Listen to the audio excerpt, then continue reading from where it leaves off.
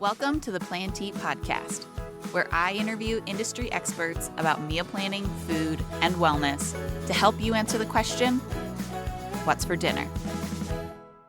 Hello, and thank you for joining me today on the Plan to Eat podcast. Today, I have Sally from Real Mom Nutrition. Sally is a registered dietitian and mom of two who believes that every mom can feel successful and confident about feeding her kids. They can let go of stress and enjoy mealtime again. Sally has a really great tagline for her business and for her website that she calls it a no judgment zone for feeding your family. And that's really something that she believes is that there's no shame or judgment in what you eat or how you feed your family because everybody's just trying to do their best with what they have.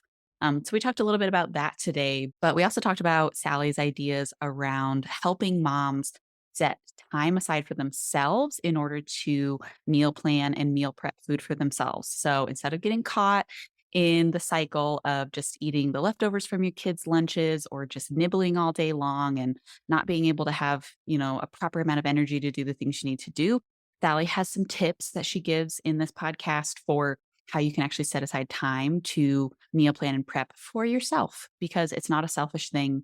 It's something that helps you live your best life. And in the second half of the interview, we talk some about feeding teenagers and older kids and some of the challenges that that poses.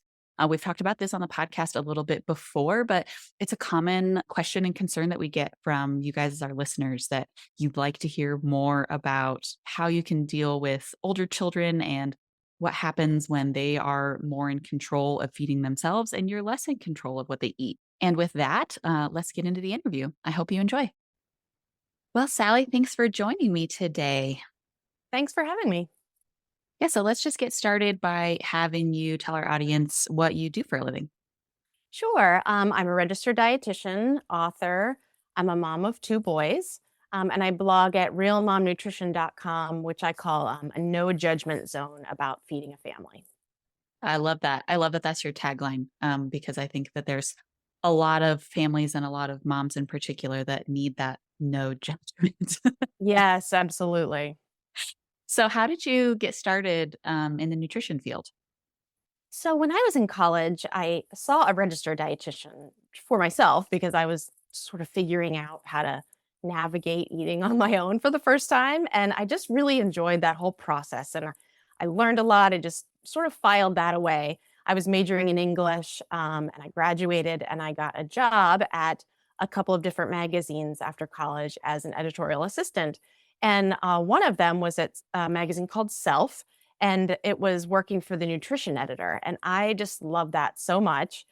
And kind of paired with my personal experience a few years before that with working with a dietitian, I just decided to go back to school and I got a degree in nutrition and became a registered dietitian.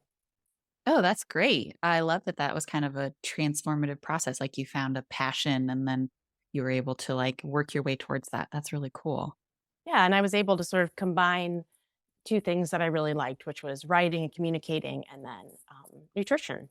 So, how did that turn into now this non judgment zone for moms and families? Was that in your own experience of becoming a parent? Yes. So when I became a mom, I kind of discovered how hard it was to not only feed yourself when you become a mom because you have, no energy, no time, and then how hard it was to feed my kids. I thought that feeding kids would be a lot easier than it was, especially, I was a dietitian, I had these initials after my name and surely, it would be easier for me, but I found it really hard. And I also found it harder than I thought it was sort of made out to be. And this is back in, 2009 when blogs were really pretty new. So I decided to start one and I called it Real Mom Nutrition because I wanted to sort of pull back the curtain and tell the truth and say, look, I'm a real mom. I have these, real challenges. I have a budget. I'm just like you. And not everything is a success. So I decided to, share my challenges and struggles, as well as my successes, and just to show people that you don't have to do things quote unquote perfectly, to be a good mom. Yeah, it's so interesting having interviewed multiple people on the podcast who are dietitians, who are also moms, And it feels like I've heard the similar story from multiple people in that, like, they started their kind of, like, parenting journey thinking that it was like, "It's not a problem, I've got, like, the basics down," Mhm. and then, like, kids are just such a different animal. Yes. Um, I mean, yeah, and so it's really cool to see that there are so many people who are like yourself who are able to open up about the realness of what it is to be a parent and like regardless of what the letters are behind your name, like you're also a mom and that's Mm. like presents its own challenges aside from your career. Yeah, and every kid can be different too. You can have one kid and be like, "Wow, like I'm so good at this. My kid eats everything." And then you have a second kid and you're like, "Oh, wait a second." Like you feel like you're back to square one. Right. Yeah, so one thing that I really wanted to talk to you about today is this idea of, as a mom, being able to set aside some time and energy to be able to, get meals made for yourself, and not just only focusing on your kids because that's something that you're pretty passionate about. And so I want to hear a little bit about some of your ideas of like how can moms tackle this problem of, like the things that they're eating are just like the leftovers from the kids' snacks and things because life is just crazy and hectic. And they don't really have time to make quality food for themselves. Like where does somebody start to solve that problem? Yeah, so as you said, this has become sort of a passion for me because several years ago I had this revelation. I saw this recipe for this sandwich that I thought looked so good. It had like arugula and pear and prosciutto, and I'm looking at it thinking like, okay, nobody else in my family is going to want this, but it looks so good to me. So I decided to go to the store. I bought all the ingredients and made just one sandwich for myself. It was delicious, and I realized like gosh, this is what I used to do in the old days when I wasn't thinking about like what everybody else wanted. And I thought, I just need to do this more because I matter too. As moms, we're so used to like, worrying what everyone else is liking and eating and doing. And we kind of forget, like, oh, wait, what do I like and what do I want to eat? So I decided that I needed to include myself and factor myself in when I was meal planning. I'm such a proponent for meal planning. I think it's so important and can really, help us as moms. But we need to think about ourselves when we're doing that too. So I think kind of the first step in this is thinking about sort of where your trouble spot in is in the day, and that's going to be different for everybody. So maybe it's that you're skipping breakfast because you don't have anything that you actually like to eat for breakfast, or maybe you don't have time to make something, or like you said, maybe you're kind of grabbing the leftovers off your kids' plates for lunch instead of like actually taking time to make a meal for yourself. Or, maybe you're getting home from work and you're totally famished because you don't have anything that's kind of quick and easy to grab for a snack. So I like to start with like what would help you the most? What would make your week easier, more delicious? Maybe it's just a general like, gosh, I'm not buying the foods that I really like because, maybe my kids don't like them or my Mhm. partner doesn't like them. So maybe it's as simple as like, okay, I'm going to add like one or two things to the grocery list every week that I really love. And I'm going to, factor myself into that meal planning and grocery shopping. Yeah, I like that as the first step, like, kind of, like, assessing even not just I'm thinking, like, assessing your week, but also just, like, assessing an individual day and realizing, not only, like, when are the times when I'm not feeding myself properly, but maybe also the times, like, when am I getting really low energy and, Yeah. am not properly, like, nourishing myself in that moment or, like, maybe realizing that that low energy is a result of, like, "Oh, well, I ate leftover crusts from my kids' peanut butter and jelly for lunch, so that's why I'm feeling Mhm. hangry at 5 p.m."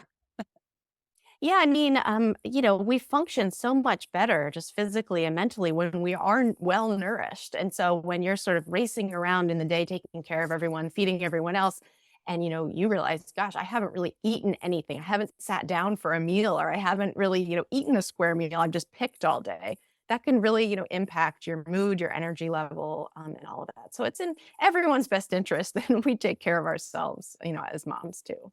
Yeah, absolutely. And so then tips once you've done that kind of discovery phase, what kind of tips do you have for moms to make that meal planning for themselves simple and easy?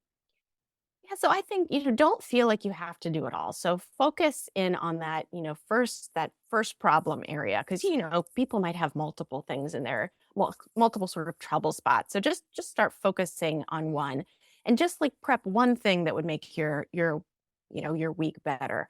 So maybe it's as simple as like whisking up a homemade, sauce or a salad dressing and that would make that bagged salad like so much better. Or maybe it's hard boiling some eggs so you have those for breakfast or to crumble on that salad. Or for me, I like to make something for breakfast. Like I've been making these protein pancakes and protein waffles, and I make kind of like a treat that I give to myself as I make sort of a chai concentrate, so I can have like a chai latte every day. And to me, that's like, oh, that's the ultimate. Like it's delicious. It feels like such an indulgence, but it's not expensive, because I'm not going to like the coffee shop. I'm making it at home, but it just feels like I'm being good to myself.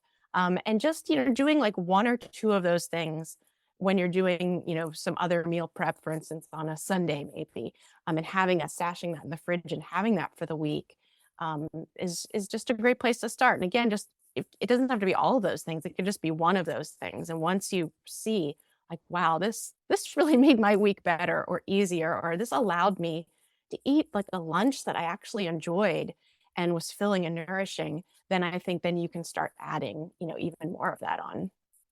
I really like that you mentioned the example of the chai because I feel like that is an important part in this too. Like, it's not just about making sure that you get high quality meals or, eating on a regular basis, but there's also that aspect of like enjoyment that comes along with this Yes, and find absolutely. yeah, and finding the little things that actually kind of like fill you up because you're like, "Oh, I got to take 5 minutes and like hold that warm drink and, sip Mhm. on something that was really satisfying." I love that you threw that idea out there too, because, I think that's just as important is, like, having something because maybe you're like, "Well, I begrudgingly ate my salad today," but, really the thing that you enjoyed was having that warm drink and, like, maybe 5 minutes to yourself to drink it. Yeah, yeah, absolutely. And you don't have to feel like, "Oh gosh, I went through the drive-through at Starbucks and I'm spending all this money," or whatever. It's like, "No, I made this at home." And, Mhm. I saved a lot of money, and yet it still feels like a really special treat for myself because, Yeah, we're worth it, right? absolutely, yeah. Do you have any, so you mentioned a couple things there, but do you have any, like, specific recommendations? Like, if somebody's like, "I just really don't know what I could make that would be fast and simple to prep," do you have any recipe recommendations for that? Yeah, I actually have a post on my site, realmomnutrition.com, with like, I think it's 7 or 8 different ideas, and then I link to recipes. So I can definitely send that to you if you have show notes. But like Mhm. some of the things that I do, so like this week, I have a recipe for crispy tofu on my site, and I made a batch of that on Sunday, and I made just a pan of roasted vegetables. You can do that at the same time, and then I bought those rice pouches that you just put in the microwave for, 90 seconds.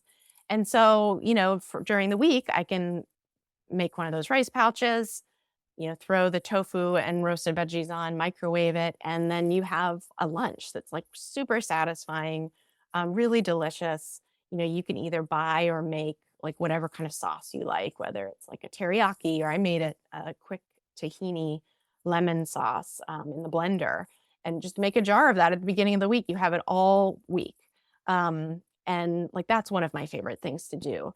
I also like making some kind of a snack that I could also sort of grab for breakfast. So maybe that's like energy bites or homemade bars or something like that I can just pull out that's made with like oats and nuts and dates and that's really wholesome and nourishing but can sort of do double duty as like it's a snack or it's a breakfast or it's something you can grab Mm, on your way out. I feel like if I have something like that in the fridge then I don't have to like grab prepackaged, granola bars and stuff like that because I have something that I really like and enjoy that's easy to grab. right. Yeah, those are great suggestions. I also really love that you're mentioning sauces here because, actually told one of my friends the other day, I feel like I'm in like the sauce era of my life right now because had this I had this revelation a couple months ago that like having a pre-made sauce ready for the week like elevates every meal. Absolutely. Like it Mhm. can just be a simple, chicken and rice and vegetables and then you put a sauce on top of it and it's something totally different. So I really love that. I love that tip because I think that goes along with this like enjoyment piece of your Mhm. meals that just like having something that makes it extra yummy and kind of elevates the flavors, it makes a really big difference. It really does, and don't just think, "Well, what does everyone else like?" What do you like? Ask yourself, Yeah. "What do you like?" And with sauces, you can mix up 2 different sauces, serve everyone the same meal, but maybe you have a different sauce, and that's perfectly fine, and then you're eating what you like, and the rest of your family's eating what they like. Everyone's happy. Yeah, that's great. Yeah, like if you like spicy and your kids can't handle spicy, like make yours a little spicier. Yes. Definitely. Oh, that's awesome. I wanna transition here a little bit, but is there anything else that you wanted to mention related to this idea, around meal planning for yourself? Yeah, just like don't feel guilty thinking about yourself. I think as moms, we think, well, like I remember when my kids were little, I would buy like this, expensive package of like organic red raspberries. And I'd bring them home and be like, I shouldn't eat any of these. Like, I should save them for the kids. And then one day I'm like, wait a second, like, I deserve delicious, beautiful red raspberries too. Like, so sometimes I think as mothers, we can feel like, okay, I got to put all my energy and focus on my family and I don't deserve, it's almost like subconscious like I don't deserve this, but we do deserve it. So just don't feel bad about factoring yourself in when you're meal planning, when you're meal prepping, because it's so important that we're good to ourselves. Yeah, that's a beautiful reminder. Thank you for mentioning that. So the other thing that I really wanted to talk to you about, because this is another area that I feel like you have some good expertise in, and we get a lot of questions from our listeners about this, is some issues that arise as your children get older and their nutrition is no longer solely in your hands. Mhm. um, yeah, how have you in your kids getting older, how have you kind of dealt with this? And I don't know exactly what the right question is, but just like figuring out like there feels to me like there's kind of two aspects of it. Like there's like a mental aspect of like changing your mindset around like your kids' nutrition isn't any in your control any longer. And then there's like a practical aspect of it that's like, how do you continue to ensure that when your kids have a little bit more of their own control and can make their own food decisions, that they're still having like a overall well balanced nutrition. Yeah, this is a great topic because I have to say, once again, like even with my training and the education I had when my first child became a teenager, I was like, whoa, wasn't ready for this. Like, just did not know what this involved because you can read and study about something, and then when it's you're in your own house, you're like, wait, I don't know what to do here. So I think a few things come up as kids get older that really change the game for us as parents. So first, teens are, they have so much more independence. They're making more of their own decisions. They have their own money. They're away from the house more, eating more meals away. Then there's like the marketing that's directed at them. So, Mm. and like fast food, soda, energy drinks, all these things that marketing, these online ads and whatever that they're seeing that are directed to them saying like, this is the stuff that, that you should like, or that, will make you cool, whatever the message is. They have busy schedules, like so maybe they're doing sports or different activities, or maybe they have a girlfriend or a boyfriend, or a pack of friends that they spend a lot of time with. And unfortunately, all of this kind of is a perfect storm for actually diet quality. When they survey people, diet quality is actually the lowest during the teen years, which is Mm. unfortunate because kids are still growing and developing. And, when you think about teenagers who are active and busy, especially like an active teenage boy, it's an enormous number of calories and a lot of nutrients that they need. And so you really have to, like you said, you sort of have to let go, and trust your kids a bit. And then also, you have to sort of make these allowances for like, whoa, my kid is so much hungrier than he was. Like, okay, a pound of chicken isn't going to cut it for the family anymore. Or maybe I have to buy 2 gallons of milk or whatever. You sort of have to like recalibrate everything around this this new appetite and these new sort of nutrition and food concerns that your kid has. Right.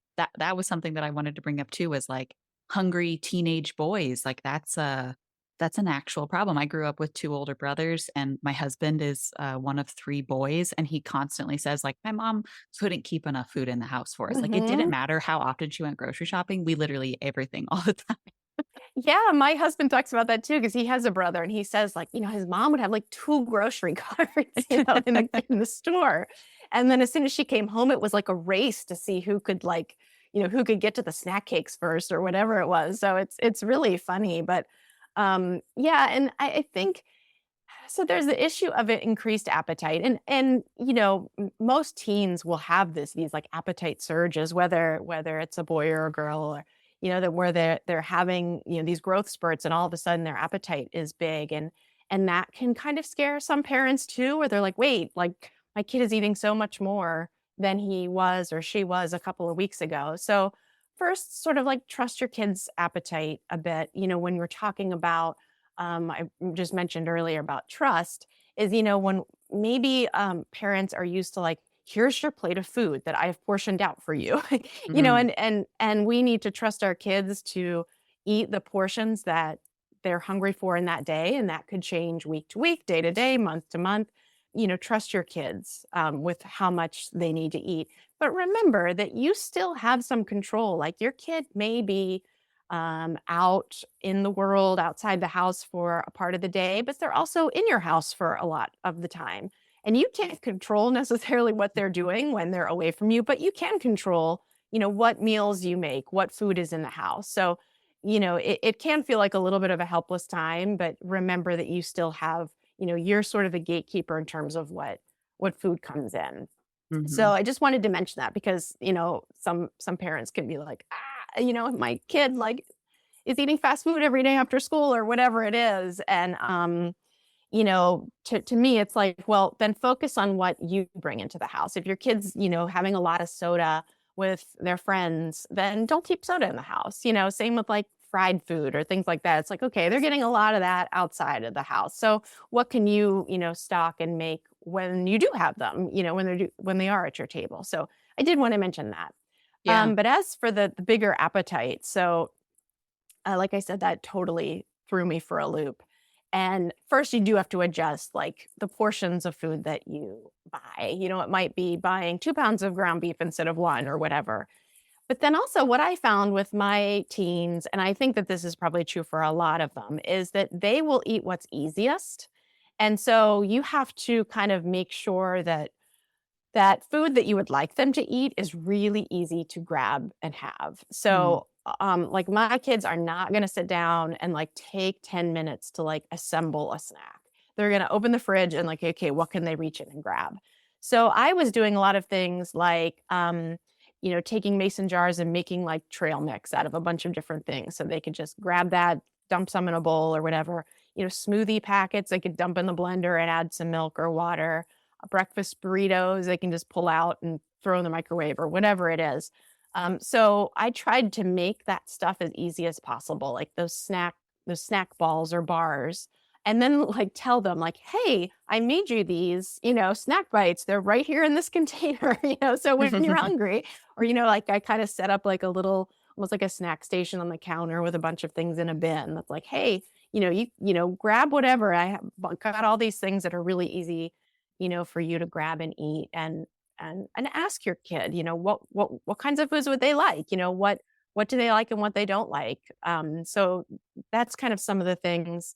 And I also have a post on my site where I talk about some of these. I call it like Operation Feed the Hungry Teen or something. And it was like mhm. all these ideas that I kind of came up with because I needed to. It was like, oh my gosh, like what can I do that will give him these filling foods, like trail mix is very filling and you can put whatever you want in that jar, but it's easy for them to grab. Yeah, that's a great, reminder, and I like that the things that you mentioned were very like, those are very simple everyday things, something like trail mix or breakfast burrito or whatever. Them eating a breakfast burrito at your house is still more likely nutritionally, like that's going to be a higher nutritional value than them getting, taquitos from the, corner gas station or something. So I feel like there's also like a weighing of like positives and negatives here, that I feel like you kind of have to do of like, well, my kid really likes these kind of like maybe more like junky foods or fast foods. So like, how can I make potentially like a version of that at home that I'm able to, add things in there that I know are going to still give them like a higher quality nutrition than if they bought it out somewhere. I'm also a big proponent of make extra food at dinner. So you have, containers of leftovers Mm. that, because I found what kind of surprised me is like, oh, my kids are eating like an entire fourth meal in the evening. We finish dinner and then a few hours later, they're eating another meal. And, I'm not cooking two dinners, but they're, so what can I have in the fridge so they can pull it out of the fridge and heat it up in the microwave or whatever that is a meal. Or when, they would stay up late on the weekends, they would, eat like a dinner sized meal at sometime during the night. So having, dinner leftovers in like those sort of single serving or those glass meal prep containers, those are really great. And you can say, hey, I have, these couple of containers of spaghetti. You can just throw that in the microwave, for a minute or whatever. And then if you're really hungry after I go to bed or whatever it is. So I do think having extra dinner leftovers is great because I do think it's important for kids to know that like, snacks are not just like salty things or, cookies or whatever. That snacks are meal, I call them meal foods too. So a Mhm. snack can be, some dinner leftovers or half a sandwich or whatever it is. You want to get your kid used to eating those foods as well. So double up on dinners as much as you can. Um, and that is, just like super nutritious for your kid to grab and eat. Yeah, great advice. Have you found with your own children that, because I'm guessing that your focus in general was like the foods that you made at home were at least the majority nutritious. You're obviously you have your non-judgment side of this, so I'm guessing that you had pretty well-rounded foods. But when your kids were, and maybe some of them still are, in their phases of like eating out a lot, eating fast food, hanging out with their friends, doing those things, did you find that that was like a phase? And as they got older, or maybe just had more of those experiences, it became less and less common? I'm just imagining that there are parents out there who are like, like I set my kids up for failure, and now they all they want to eat is fast food, and that's all they're going to eat for the rest of their lives. Yeah. Yeah, no, I think there's something to that. Like, I think I found, and I mean, just looking at my 2 boys, I found that, when they had their own money and they were first going, with their friends to eat, it was like, "Oh my gosh, I can have whatever I want because I have my own money and I Hmm. could buy whatever." So it's funny, I watch my younger son when he's out with his friends, they all, like, go to the store and they'll buy something and they bring it back, and it'll be like Pop Tarts or whatever. It's things that I don't normally buy, but it's like he wants to try different things, and it's like that's totally cool. But what I do notice is that over time they try different things and they kind of decide, okay, what do I like? Or wow, this cookies and cream Pop Tart that I thought was going to be really good. I actually don't love it that much, or or maybe they do, and that's okay too. Again, no judgments. But then I found my older son, who is in college. He's kind of realizing what feels best for his body, like what gives Mm. him, good energy levels, or what doesn't make him want to go to sleep, or what's most filling for him. So even though he has access to a cafeteria where it's like all you can eat and you can have soda for and dessert for every meal of the day. I talked to him about it and he's like, yeah, I try to only do like soda a couple times a week because it kind of makes me feel gross. Or, it's interesting to watch him kind of figure it all out. And I think when you've given your kids like really positive messages at home and not shame them for things, I think that they sort of come to those realizations on their own. With and also, even though your kids are teenagers and maybe you think like they don't care what I do, they're sort of focused on their friends and I'm just embarrassing to them. They're still watching what you do. And so you're a really powerful model in your home for, what you're eating and drinking and how you're talking about food or what you say about food. So I think, continue those like positive messages, continue modeling those good habits and serving those like healthy foods, but also not shaming anybody for, wanting cookies or chips or whatever. And I do think that kids can sort of come to those realizations. I know I did as a teenager. I remember sort of, eating lots of different, things as a teen and as an early college student that I was like, "Oh my gosh, I can have 6 donuts at breakfast if I want in the dining hall." And then it was like, "Okay, wait a second. Like I don't feel good when I do this," or, what would make me feel better? And that was, part of the reason I went to see that dietitian in college. But I think again, getting back to trust, I think we do need to trust our kids and trust the positive messages we've given them around food and eating, and let them kind of explore and trip up and make mistakes and figure it out. It's sort of a trial and error. I know I'm still figuring out like what foods feel the best to me. Yeah, I was actually gonna mention the same thing that, I feel like that I have had my first experiences with realizing how food was affecting, me physically, and how I felt. That really started when I was in college, but it's still an ongoing process. There are some nights where I, didn't sleep well or something, and then I'm like, "Okay, well, what did I eat right before bed maybe Mhm. that could have caused that?" So, I like that reminder that not only to trust your kids and, the messages that hopefully you've been trying to give them throughout their lives, but also that like it's a process and like it's a, Mhm. a learning process for everybody. And, like you said, like even us as adults, like we're still trying to figure this out sometimes. Yeah, and I always emphasize on Real Mom Nutrition that like there is no such thing as perfect eating for you or your kids or your family. Like nobody's doing it perfect. There's no such thing as perfect. So I think we need to be, give ourselves some grace, give our kids some grace too in that area. And there are no like medals handed out for like, healthiest meal or whatever it is. We just have to do the best that we can and cut ourselves some slack and our kids some slack too. Yeah, that's a great reminder. Well, before I have you tell everybody where they can connect with you online, was there anything at all that we missed that you wanted to mention? No, I think that we covered it all with teenagers. I have a lot of posts on my site, so hopefully people can go over and check those out. I have a lot of different ideas about, snacks. Snacks are a huge thing with people with teens. And so hopefully you can head over and find that stuff. Yeah. So why don't you tell everybody what your website is and any other places that you might want them to connect with you online? Sure. My site is realmomnutrition.com, and then you can find me at Real Mom Nutrition on Pinterest and Instagram and Facebook. Awesome. We'll make sure that we link to all those things in the show notes. And I'll definitely link to at least a couple of these blog posts so they're easy to find. And they do have a lot of really like your blog posts have a lot of great information on them. Um, Thanks. yes. Well, thank you for joining me today. This has been a really great conversation, Sally. Thank you. Thank you for tuning in to today's episode with Sally. I will have links to multiple blog posts in the show notes. I'll have links to her social media as well as just her website overall.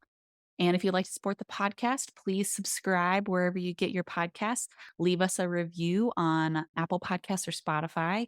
Those reviews really help other people see that you like the Plant Eat podcast and what you like to hear on the podcast. So thanks so much for taking the time to do that. And I will see you again in 2 weeks with a new episode.